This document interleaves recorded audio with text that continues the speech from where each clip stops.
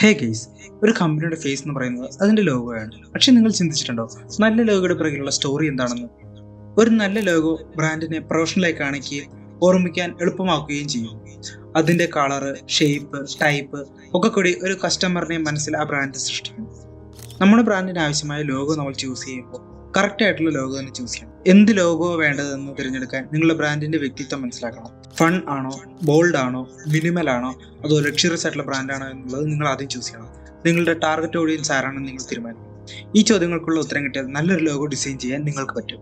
Famous ബ്രാൻഡുകളുടെ ലോഗോയ്ക്ക് എല്ലാം തന്നെ ഒരു സ്റ്റോറി ഉണ്ട്. ഉദാഹരണത്തിന് ആപ്പിളിന്റെ ലോഗോ ഒരൊറ്റ bitten apple, simple but iconic.